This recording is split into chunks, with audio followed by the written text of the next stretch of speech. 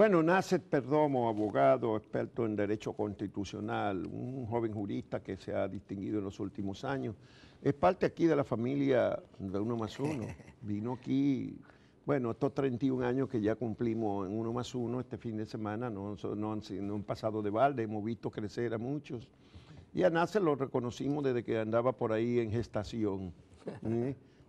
Muchos años que hemos estado tratándolo y nos da tanto gusto ver que ya está entre lo que se cita con jurisprudencia en el país. Muchas gracias por haber aceptado nuestra invitación. La semana pasada la FINJU te mencionó, te señaló uno de tus trabajos en lo que denominaba como un cierre duro a la posibilidad de la reelección presidencial en la Constitución Dominicana. ¿Cómo es la cosa, Nacet? ¿Cuál es tu criterio sobre el particular?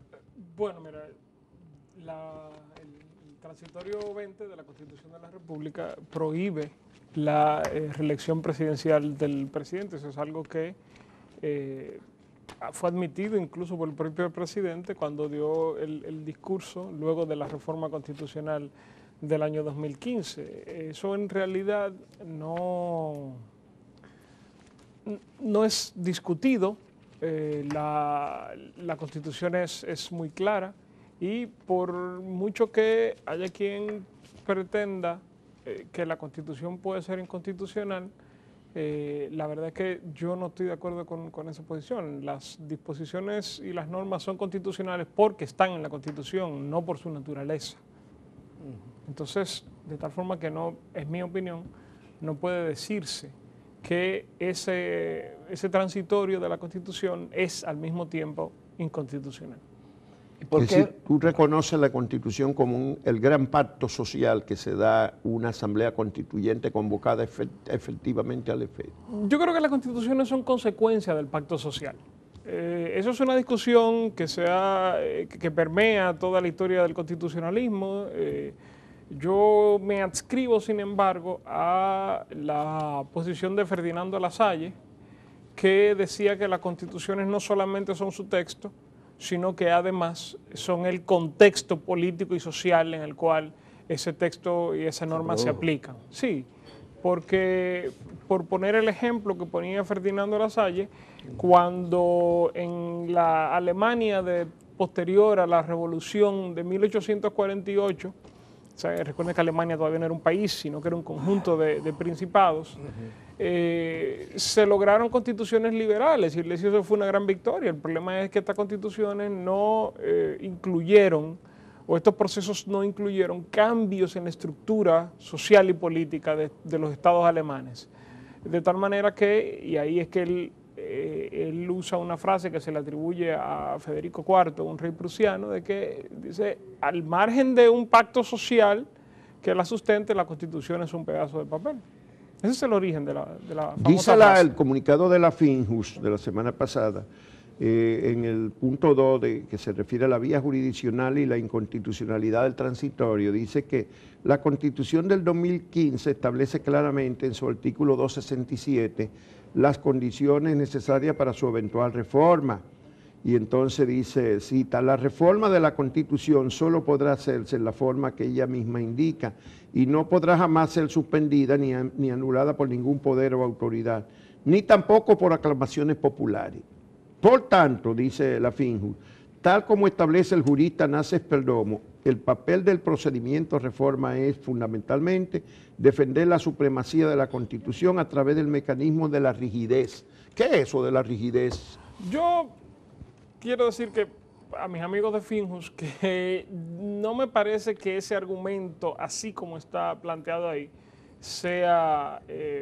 o sea, eso no fue lo que yo quise decir cuando escribí eso. No es que estoy en desacuerdo con el resultado de su estudio, es cierto. Estoy de acuerdo con la conclusión, no estoy de acuerdo con la manera en que ¿Quiere explicar cómo fue el contexto en lo que tú no estás de acuerdo? No, bueno, porque yo creo y he hecho trabajos académicos en el sentido de que la Constitución de la República puede ser modificada por vías distintas a la que está en su texto. Pero eso implicaría, en mi opinión, la intervención del pueblo en calidad de soberano. Entonces, esa matización es importante para mí.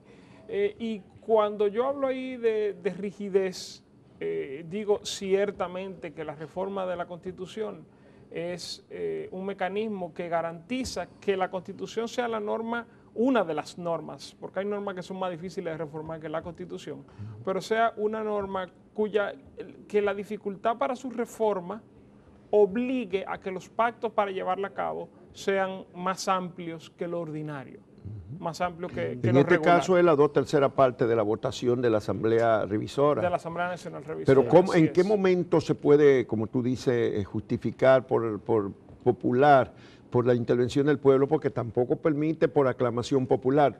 Bueno, Explica esa parte. la aclamación, cuando el constituyente se refiere a eso, el constituyente se refiere a algo que se daba muy comúnmente en América Latina, que era que llegaba un caudillo a la ciudad principal y en la plaza de armas reunía a la gente y decía, ¿queremos nueva constitución? Sí, eso es la aclamación popular. O sea, no es un proceso democrático real, porque aunque participe mucha gente, el caso paradigmático de una elección por aclamación popular fue la selección de a quien le daba la gracia a Poncio Pilato.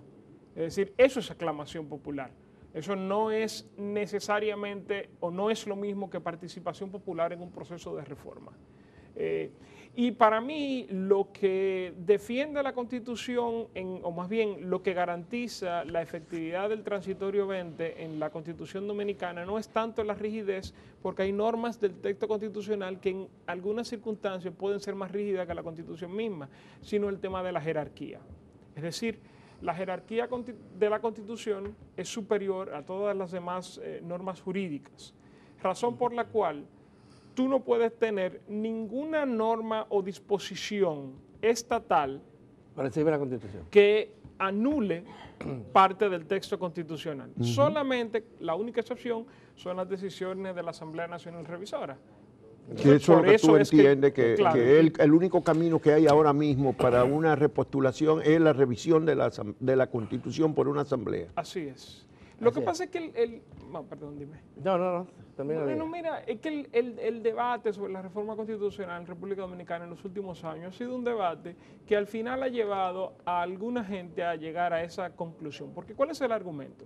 El argumento es que supuestamente se violentan los derechos fundamentales del presidente de la República, potencial candidato para la repostulación, ¿cierto?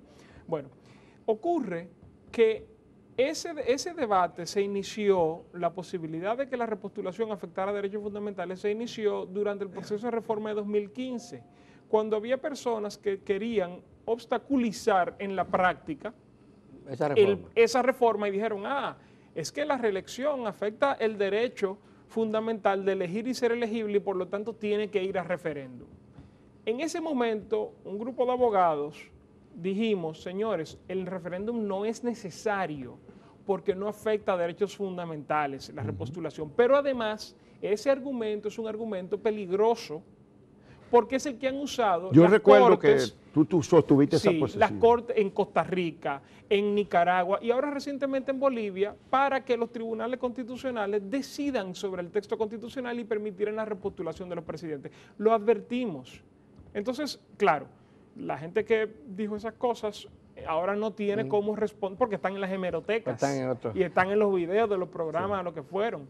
Entonces, desafortunadamente para ellos hemos tenido que hacer aquello que dijimos, que en el 2015 no era necesario el referéndum, Eduardo Jorge, Cristóbal Rodríguez, los mismos que ahora estamos diciendo que no corresponde, o más bien que ese argumento no es viable. El de que se afectan derechos fundamentales. Bueno, porque además tiene un agravante, si hay muchos en la Constitución misma, también, por ejemplo, lo del Tribunal Constitucional tienen limitaciones, lo de la Suprema. Claro. Hay muchos funcionarios que tienen limitaciones establecidas en la Constitución de reelección, un periodo y no más. Sí, no, claro, el problema es que la reelección o la repostulación de un candidato, de una persona a un puesto de elección directa, no es un mecanismo que afecta a derechos fundamentales, sino un mecanismo de diseño del cargo electivo. ¿Que regula? Sí, regula el cargo. Que regula el cargo electivo, pero, por ejemplo, el presidente de la República pudiera ser candidato a senador, a diputado, a alcalde, Pero no a regidor. O sea, su derecho a elegir y ser elegible se mantiene. Eso no es Pero un está problema vetado por electoral. ahora para ser candidato presidencial. Está vetado para ser candidato presidencial. El tema ha tomado un nuevo curso, ¿verdad? Quien interpuso un recurso ante el Tribunal Constitucional para que se declarara inconstitucional esa parte de la Constitución, lo ha retirado.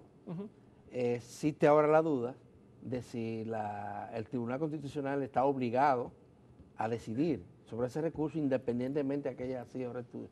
En mi opinión, algunos opinan que sí, otros opinan que no. El Tribunal Constitucional tiene desde el inicio de su labor una línea jurisprudencial que, a menos que la varíe ahora, que dice que las acciones muchas gracias. Que las acciones en inconstitucionalidad, aunque se retiren, tienen que ser conocidas. Okay. El caso TC 006212, que es una acción en inconstitucionalidad que había interpuesto Rafael Flores Estrella, me parece que era contra el presupuesto nacional, y Rafael Flores Estrella lamentablemente murió antes de que se pudiera conocer y fallar el caso del tribunal, como quiera lo falló. Pero en ese caso tiene algún sentido, porque él falleció, él no retiró el proceso, y entonces pudiera decirse, bueno, ese ciudadano en el medio del proceso que teníamos de consideración ha fallecido, pero su derecho debemos de reconocerlo, y por lo tanto, pero si yo llevo una instancia y a los 3 días o al mes o a los 20 días, como ocurrió ahora, la retiro, no sé, no tiene esa lógica. Esa lógica. Sí, porque la razón por la cual el tribunal dice que haya que conocerlo eso es porque la acción directa de inconstitucionalidad es una acción abstracta. Cuando digo abstracta, lo que quiero decir es que lo que procura no es solucionar un conflicto entre partes, sino un conflicto entre normas. Sí. Entonces el tribunal dice, una vez interpuesta, ya es independiente de quién la puso. Y hay sentencias en ese sentido, la TC 113-13 y la TC 228-15, si no me equivoco, son sentencias en las cuales personas que interpusieron acciones de inconstitucionalidad intentaron retirarla, y el tribunal le dijo no. Es decir, los precedentes están. Y se han conocido. Ahora, tiene muchos casos pendientes el Tribunal Constitucional. Porque uno pensar que vaya a conocer algo que ya el interesado retiró cuando se sabe que tiene muchos casos. Yo creo que este caso va a salir relativamente rápido porque la acción es inadmisible. Es decir... ¿Eso es lo que tú crees que va a decidir? Sí, yo creo que sí. También el tribunal tiene una línea de jurisprudencia constante que dice que las acciones directas en inconstitucionalidad solamente se pueden interponer contra normas que estén expresamente establecidas en la Constitución y en la ley orgánica del Tribunal Constitucional. Y la Constitución decretos, no está, resoluciones, claro, de aplicación general, leyes. Además. Sí. Entonces, y el Tribunal Constitucional no, más bien, la Constitución de la República no está entre esas normas que pueden ser atacadas por esa vía. Entonces, y además el hecho cierto, en mi opinión, de que el Tribunal Constitucional, como es un órgano constituido, no puede imponerse sobre la Constitución. Yo pienso que esas son las dos razones por las cuales tiene que ser declarado inadmisible. Bueno, fracasado este intento, se cierra la posibilidad de que surjan otros para garantizar la reelección o facilitar la reelección. Él reconoce, hay uno que puede surgir. Pero la reforma de la Constitución. La reforma de la Constitución. Pero lo que les pregunto al jurista es si cree que van a surgir otros intentos antes de las elecciones del 20. Modificar la Constitución. Los abogados somos mala gente a la cual preguntarle eso, porque nosotros lo vemos todo sobre la base de la probabilidad y la posibilidad jurídica. Es decir, yo te puedo responder si la vía está abierta. Ahora, si lo van a intentar o no, la verdad es que no sé. Yo pienso que la situación en República Dominicana, política y social, ahora es distinta en el 2018 de lo que era en el 2015. Pero eso es una apreciación de alguien que no es politólogo. Sobre todo porque ahora la reforma va sería contra la Constitución que el mismo presidente Medina auspició y promulgó. Es decir, la del 2015 se puede considerar que es la Constitución de Medina, así como la del 2010 fue la de Leonel, la del 2002 fue la de Hipólito, ¿verdad? Aunque sea en ese elemento, en Sí. ese aspecto en particular. Sí, bueno, pero la vía está abierta, es lo que yo te puedo No, la vía responder. está abierta, Y además. como persona te puedo decir que no me parece que las circunstancias sean las mismas, pero ustedes, mejor que yo, saben Pero que no la favorece una reforma constitucional para restablecer Mire, la yo creo que reelección. si los dominicanos vamos a seguir discutiendo el tema de la reelección, pienso que de lo que deberíamos hacer es pasar a un sistema político en el cual la reelección no es problema, que es el sistema parlamentario, honestamente. ¿Y tú crees que el país esté preparado como para un sistema parlamentario? Yo creo que nuestro país siempre ha demostrado estar preparado para las cosas que se propone. Sí. Es decir, por ejemplo, la reforma de la justicia penal, ustedes recuerdan la lucha que fue eso a principios de la década pasada, y mucha gente dijo que no estábamos preparados. Y ahora, mal que bien, con sus tropezones, con sus problemas, realmente tenemos un sistema de justicia bastante más avanzado del que teníamos cuando empezó ese proceso.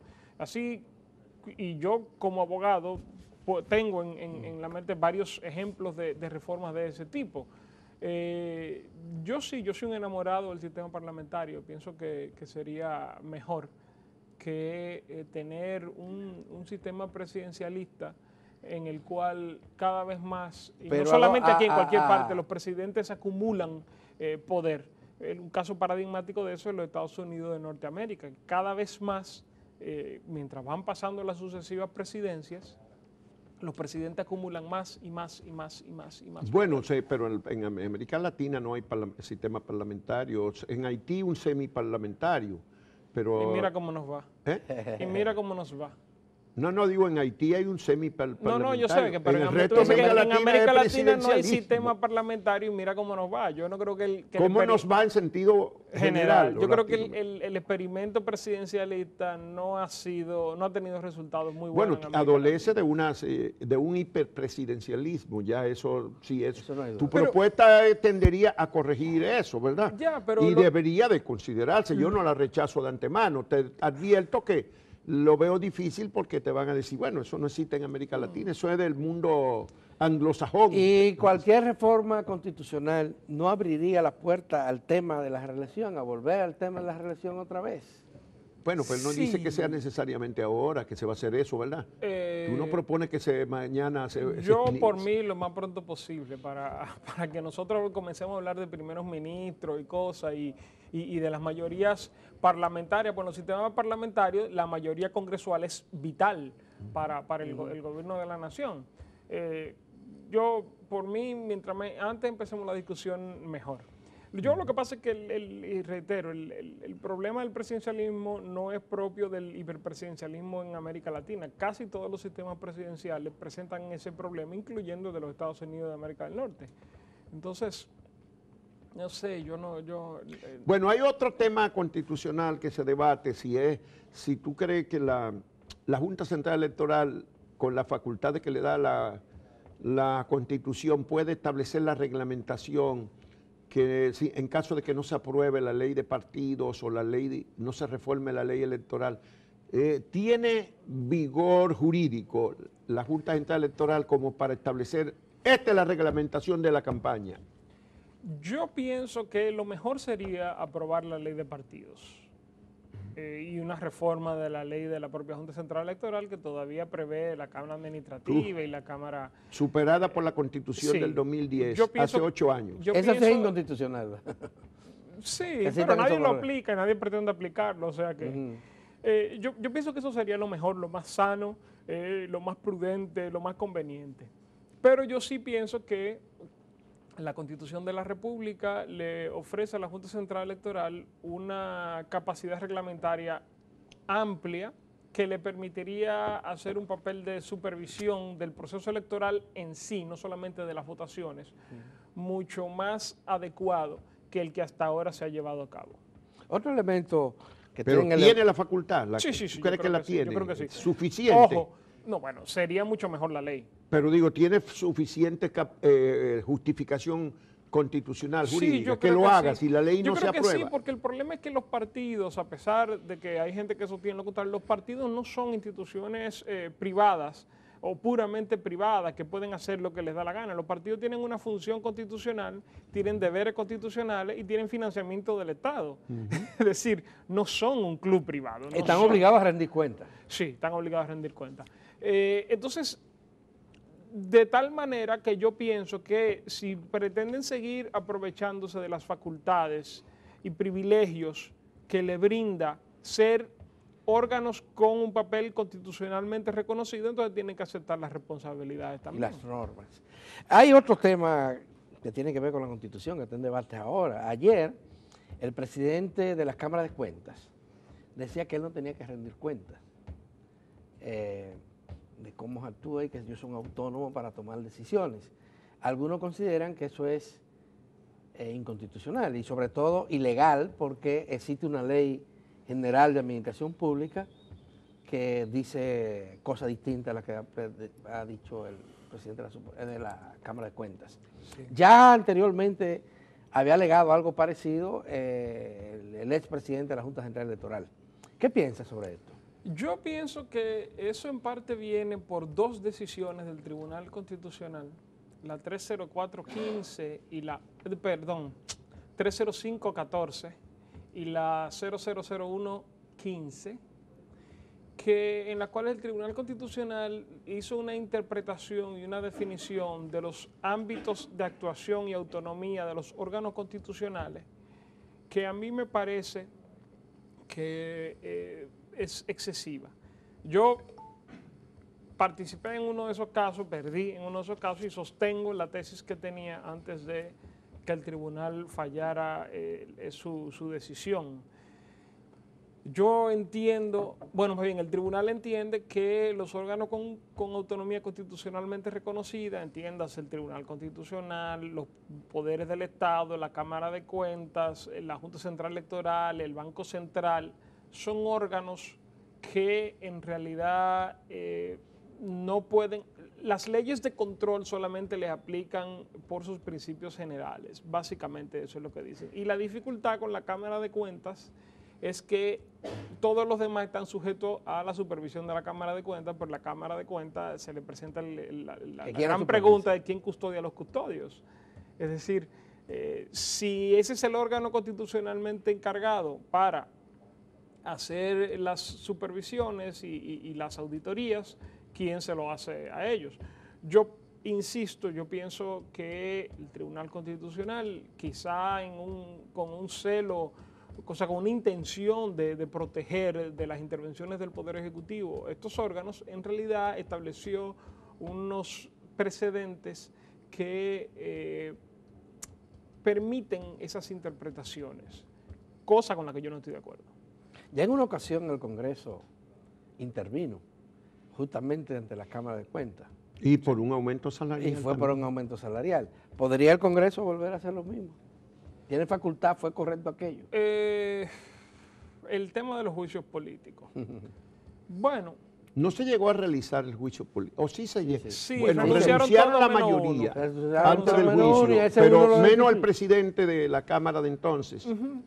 Y se hizo el juicio político a él. Yo lo que considero es que mejor que eso, los juicios políticos por su naturaleza son un poco traumáticos institucionalmente. Son fruto del parlamentarismo que tú propones ahorita, del régimen parlamentario. Sí, lo que pasa es que en los regímenes parlamentarios, sobre todo en el caso de los primeros ministros, lo que hace es que el primer ministro renuncie y se hacen elecciones. Pero fíjate, si... Bueno, y zarandean a los ministros también mucho más ahora que en el régimen esta mañana presidencialista. renunció la ministra de Justicia noruega para evitar la caída del gobierno, por ejemplo.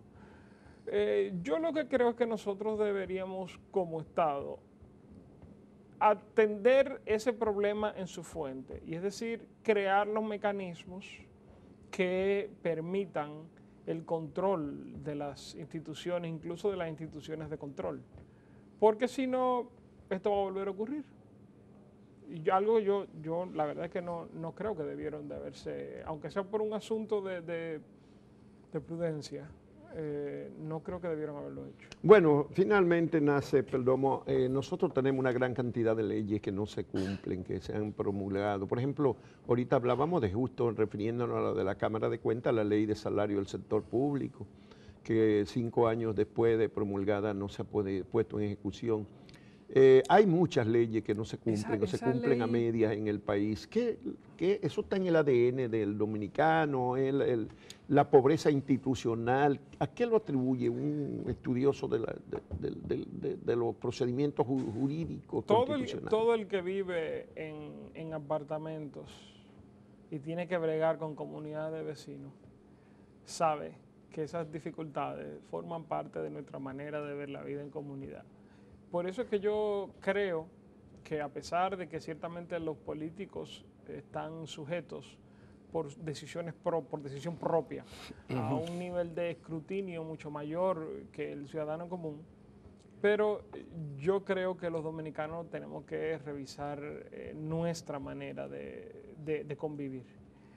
Porque la verdad es que donde quiera que nos asociamos, surgen este tipo de conflictos, este tipo de dificultades, y pienso que creer que eso es solamente algo que se manifiesta con los políticos o que es culpa de los políticos es un poquito irse por la tangente.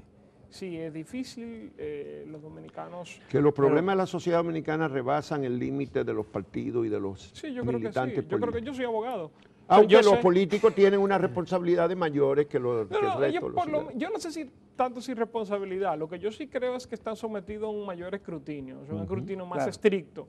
Responsabilidad, yo no sé, porque que al final... Bueno, tiene más que tú y más que yo. Los que están en la actividad pública, política y funcionarios tienen más responsabilidad en que se cumplan las normas que nosotros. Bueno, en que se cumplan las normas, sí. A eso que me refiero. Y el Estado como tal es el garante de que el marco jurídico de un país se ejecute. Sí, pero los estados no pueden obligar a todo el mundo a cumplir las normas. Es un estado que pretenda... Pero el propio estado no puede lograr que actúe en base a las normas. O sea, el estado como tal. A favor bueno, por ejemplo, la ley de salario no es los ciudadanos, simplemente el Estado, el gobierno que no la aplica. Bien, pero esa ley habría que examinarla a la luz de las sentencias de las que hablé, que son posteriores, porque muy posiblemente, fruto de esas sentencias, esas leyes devienen, por lo menos para ciertos órganos, en inaplicables. Y esa es la gran dificultad. Esa es una de las razones por las cuales los tribunales constitucionales tienen que, en mi opinión, hay una doctrina del derecho constitucional, que es la doctrina de la cuestión política. Los tribunales constitucionales yo entiendo que tienen que limitarse en las decisiones que toman, porque muchas veces, sin mala intención, toman una decisión que creen que es ajustada a derecho y eso tiene una especie de efecto dominó que luego es difícil de contener. Esas leyes, si yo fuera, digamos, hipotéticamente la autoridad encargada de hacerlas cumplir, yo las tendría que revisar a la luz de esas dos decisiones del Tribunal Constitucional, porque muy probablemente me encontraría con problemas.